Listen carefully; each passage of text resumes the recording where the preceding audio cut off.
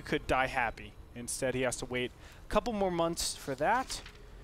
But here we go on Daybreak, one of the Zergiest maps in our map pool, I would say. Let me go ahead and pull up some statistics. I'm stealing stuff from Ben's balance sheet.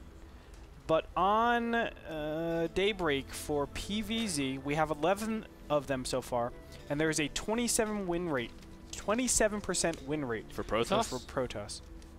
27% of Protosses that's faced off against Zerg on this map in NASL came out a lot in NASL. 27.27. All right, so guys, a little bit of early banter between these two players, but smiley faces makes it okay, right? Is that what we're taught online in terms of manners? Like, as long as you tag a smiley face at the end, it's okay. Yes. No, that is not okay. No, I'm letting everyone know that kind of BMs me. They like say something really mean, put a smiley face at the end as if it's supposed to be something nice. But Naniwa put the smiley face there. I thought it was okay. Him and Husky are cool now. Naniwa is not the person you want to learn your online manners from. Oh, gosh. Well, I guess I'll go back to chat roulette for all of my manners. Oh man, Oro Megal. But don't do that, guys. Stay around and watch some Starcraft too. My producer's saying no. Over in the top right corner from Team Evil Genius's raid call, it is Stephano, the most successful European and non-Korean player this year. In fact, I still believe he is, as of right now, the winningest player in 2012, unless MC's third place in OSL has put him over in terms of prize pool money. Stephano has been doing so well, just winning WCS, winning Lone Star, doing very well, and winning NASL, of course. The rating champion, how can you bet against this guy? I wonder how many points people have bet on Stephano against Nightend, because everyone wants the hardest one beta key. Yeah, and Stephano is the sure bet. I think we need to start implementing odds. I really do. But the thing is, you're not betting against other people, you're betting against the system. That's very specific about it. Odds are coming soon, though, as well as a lot of cool unannounced features to the chat and trivia or chat stuff. I wanted to do one cool thing, like a trivia thing, like every few minutes you kind of release like one random trivia fact, and maybe you can earn a couple points like here and there. This is a fun way. That would be awesome. And that's just to keep you guys interactive. Let us know what you guys think in chat of everything. It's just a fun way. Gotta be careful though. The chat. Let me tell you, after all the matches, they're getting spammed like crazy, or even before that. It's just like yesterday in the chat, I was like, how many of you are going to bet on Sheth? And everyone's, yeah, I love Sheth. Sheth's a great guy, one of my favorite players. Bet 500 in MC. It's like, so yeah, you know, I've been watching Sheth stream so much. He inspired so much of my ZVP. All in on MC. I'm like, wow, you guys really have no faith in one of your favorite players. I'm like, yeah, man, Sheth's the best. Bet 10 on MC. So yeah, man. And I'm like, I hashtag bet on Sheth, and Sheth won. So you know what? That's what I'm talking about. I mean, I immediately thanked him on Twitter.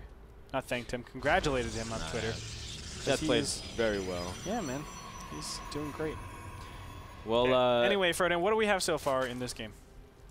Well, we haven't even introduced the player in the bottom left either. We have from Team Fnatic, Fnatic raid call as well. It is Nightend. Nightend, a player that's been practicing very hard under the radar. He doesn't have a lot of publicity in training in Korea compared to other players, but he has been going lots of more European tournaments. Now, Nightend very famously has defeated Taja in a straight-up PVT very recently, and that's what a lot of people have been saying. Nightend underrated. He's still a good player, and I completely agree. And that's all pretty much I want to say about that. Yeah. I've seen him more so do robotics and Stargate openings rather than going for Twilight Council openings.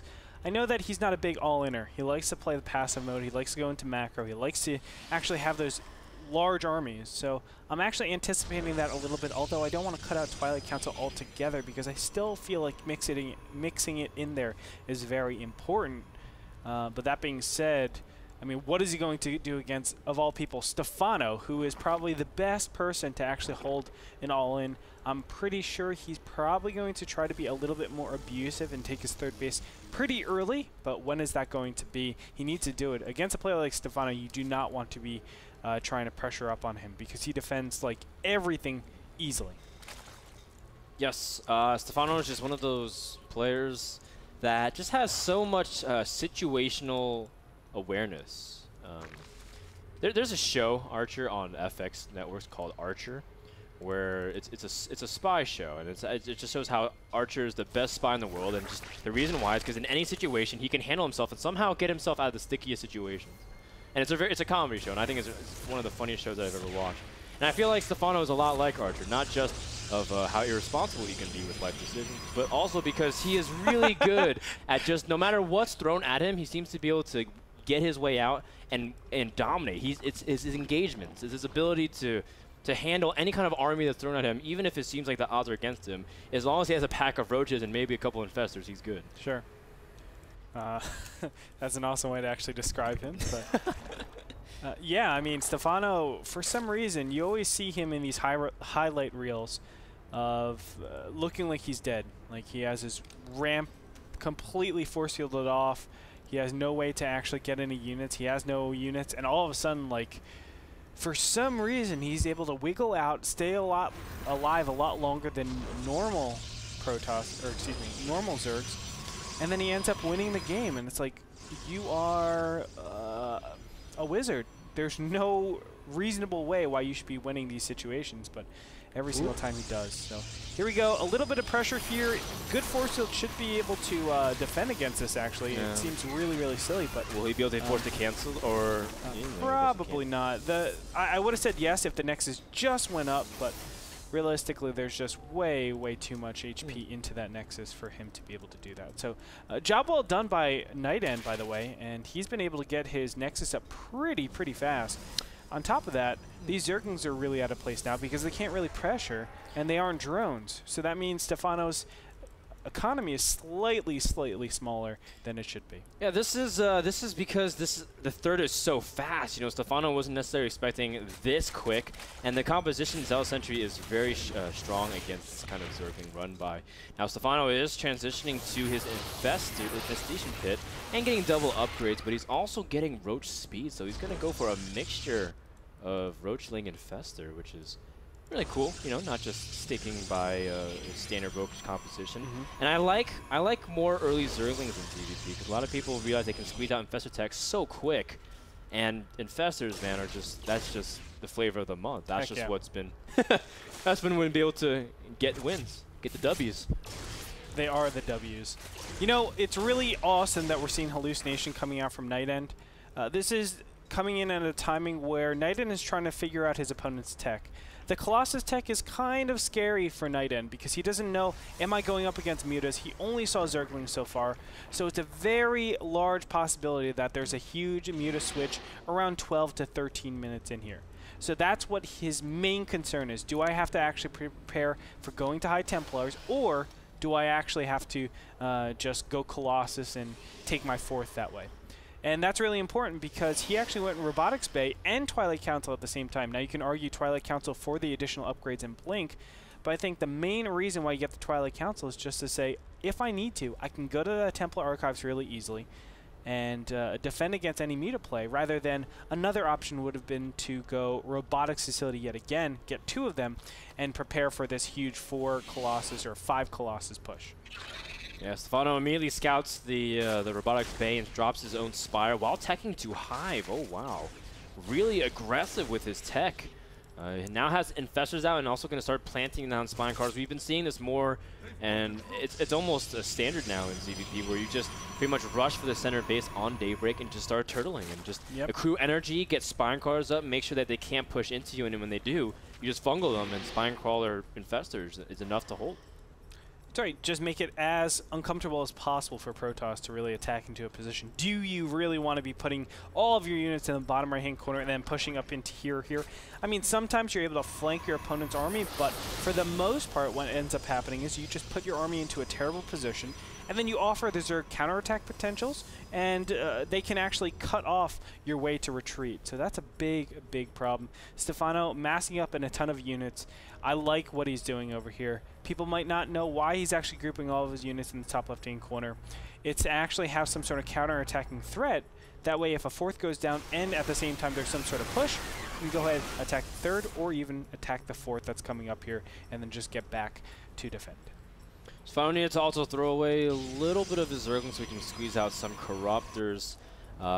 Does manage to also get his Greater Spire started, so Stephano really rushing again for that tech allows him to be pretty sturdy. Now, again, Broodlords on this map are just so strong just because, not just for the defensive, but because you can push down the center slowly. And Stephano's also spreading his creep down both paths, so he has those options flexible to him. Nightend taking this extremely slow, taking his fourth base in the center. Well, he's going to do all-out aggression pretty soon. We have 2 War Prisms on the map. These are going to float around the map as well. Not only that, this is a highly indicative of something that's going to be really, really heavily pressured. We can see he's getting the Dark Shrine instead of going the Stargate and, of course, the Mothership thereafter. And that's going to be at the expense of this one attack. Now, Stephano's coming in from 3 different sides, and this could be really, really good, but the Zerglings on the bottom actually come in a little bit earlier.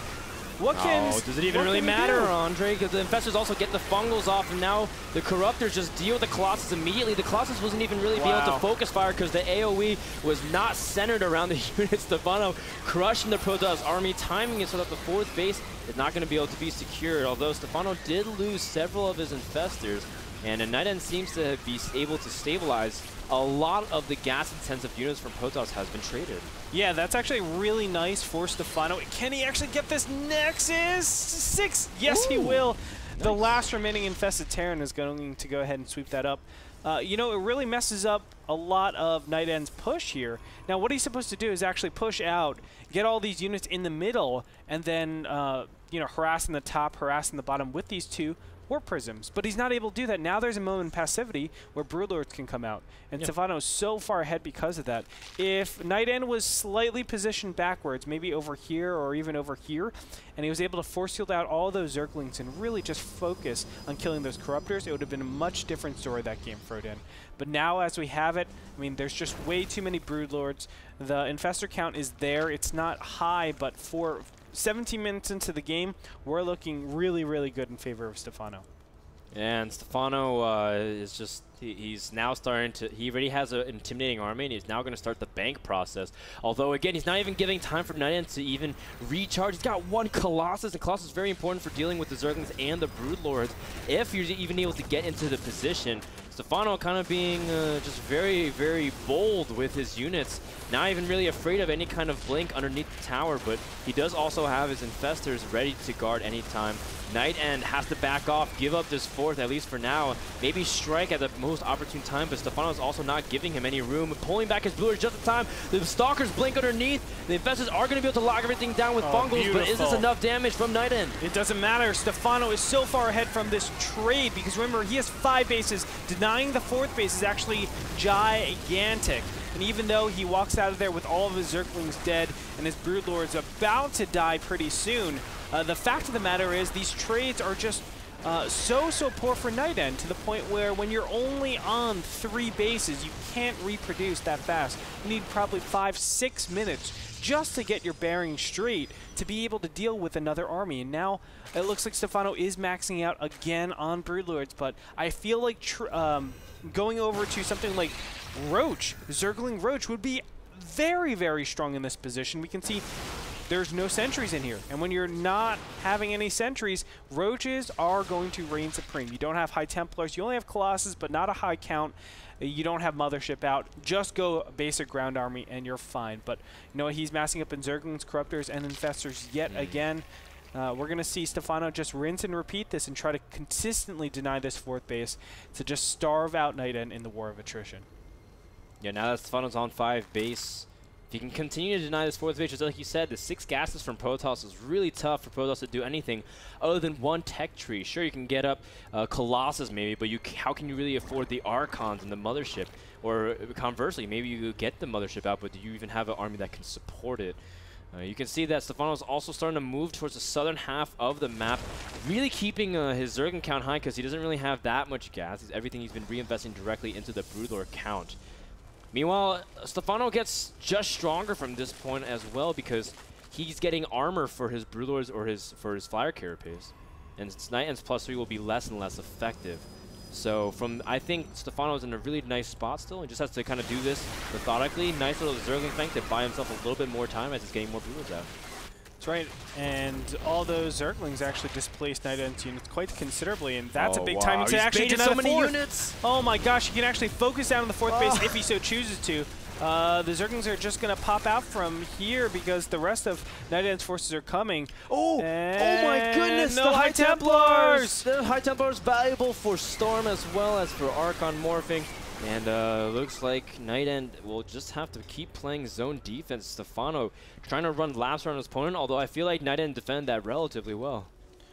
Yeah, I think so. I mean, Nightend didn't take considerable losses, but still his fourth base isn't really saturated. But here we go.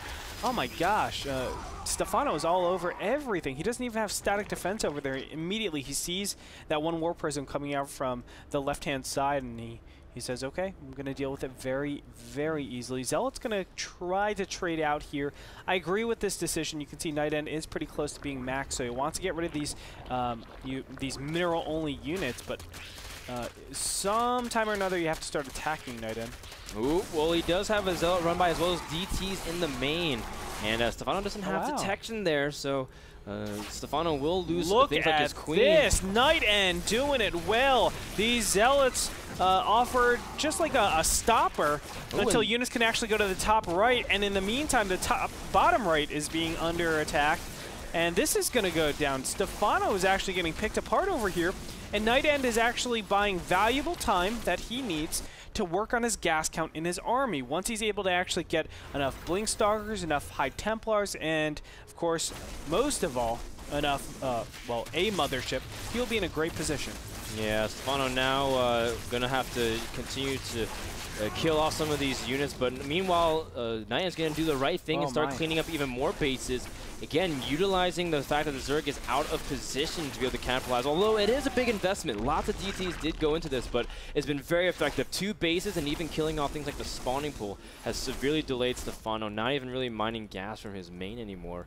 And the sources of gas have been completely limited. Nightend's been doing this fantastically. Oh yeah, and you know what? To be honest, Stephano's playing this very, very sloppy. I have to say, you kind of have to expect this after every major trade. Here we go again, Dark Templars and Zealots just wrecking havoc in the main base. We need those infestors. Where are the infestors?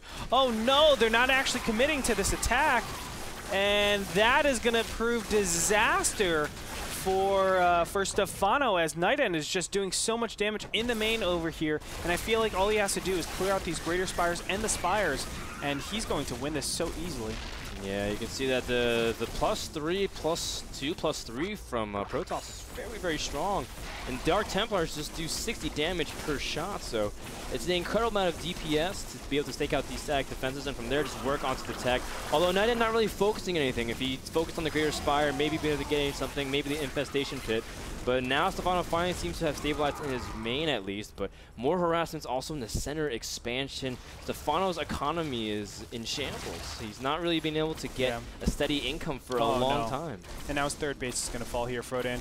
Stephano's just getting picked apart. Nightend is looking like he's going to perform the upset here on Daybreak, which again, if you guys just tuned in, ZVP on this map in the NASL is a 27% win rate. That means out of every 4 matches, 1 of them is a Protoss win. And that's really, really bad for Nightend, obviously, as he has to fight an uphill battle. Now you can see the challenge that Nightend has had to face. We're 26 minutes in. This is his first mothership, and it just came out. 70 energy on that. He can't confront the Broodlord army, so it's still a big problem. Stephano has had a snowballing advantage to this whole game, and it's been hard for Nightend to actually substantiate some sort of huge attack with Archons, with Stalkers, with Colossus, because he just doesn't have the material yet. But what he's done a great job at is buying time with these drops. These Warp Prisms have been beautiful, and Stephano, he's looking like he's going to start losing the lead in a couple of minutes here as this mothership gains more and more energy, and Stephano really doesn't have the remaxing chance or even the maxing chance. Yeah, I mean, I completely agree, Andre. I think Nightend does have the lead because Stephano's on 1 base economy. His third is not really even up. His natural and main have been mined out, and Nightend now has the corner base, giving him a more steady form of income to be able to push out units. And he's also keeping some supply room flexible in case of the Warpins as well. Although, again, it's still tough to attack into Zerg, and that's where Stephano is going to be able to play his cards. He does have a Spine Crawl wall by his 4th base, and as long as he holds the center anchor spot, it's still difficult for Nightend to approach his army. That's right. Here we go, another Warp Prism harass in the top right, gets picked off pretty easily. And Nightend is mobilizing. This is to draw units forward. It's not actually to put pressure on his opponent. You can see by the mothership still being there. But what he's trying to do is just pull Stephano completely out of position. You can see the Infestors, Corruptors, and Broodlords are not in the right place. Oh my gosh, and this Warp Prism might be able to get into a spot where it can warp in yet again and start doing damage on these Greater Spires. That would be instrumental in this game because plus 3/3 is just about to finish. And here we go. The Warpin does get in, although Stephano does catch a bunch of those units with fungals. Oh, no. But I don't think he's be able to clean up the rest. Go for plus 3/3.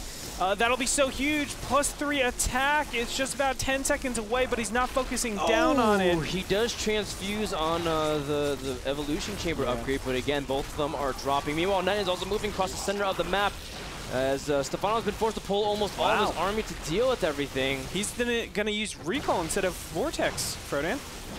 That's so crazy. Very smart. That's a very smart play. So he's just doing ultimate harassment styles. He's not even trying to confront his opponent's army. Ooh, he might not have a choice, though, if he gets a fungal. If he gets feedbacks, though, very nicely done with the feedbacks. He needs to be careful, and there it is. The Recall comes up right before a single Colossus dies there. I love what we're seeing by Nightend here. This is awesome. He's even trading out some probes. And now what's going to happen is he can actually max out because he knows his opponent is just so tiny in terms of economy. He's going to continue, it looks like, this harassment all over the field. But what he needs to really be careful of is this army, of course. And, oh my god, Stephano, no! Oh wait, where's the mothership? The mothership is, it's actually between the third and the fourth base. If he was able to catch the, the vortex on all the units.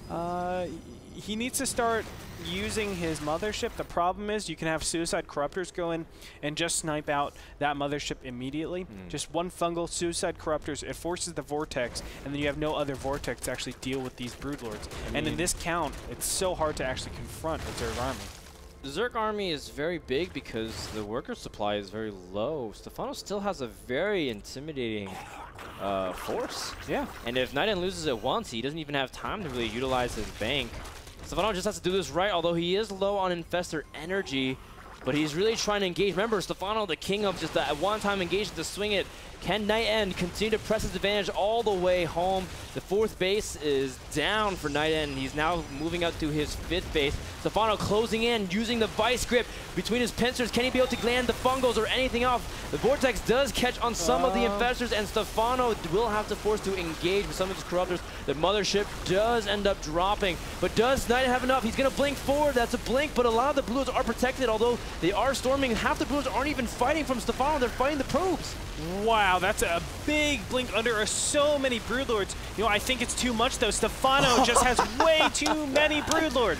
You need that Vortex to land on the Broodlords to really stop the Broodling count that actually messes up all the Blink Stalkers quite substantially. And here we see Stephano pushing in here. Does he have enough, though? This is still really hard. I mean, as you can see, maybe not. No, it's 160 supply to 80 supply. Nightend still has a good Warpin ready, and if Stephano's careless, I mean, we could have done anything. Nightend's, oh, no, I feel his pain so much. There's a situation where it seems like Nightend was just in such a good position to win, but he's not able to do anything. Look at that, Stephano saying, you played very well. And you know what? At least Stephano is actually realistically. And no, a big blink! You know, Nightend trying to catch Stephano while he was typing, but it doesn't even matter. The fungal forcing the Stalkers to engage as Stephano's supply is still staying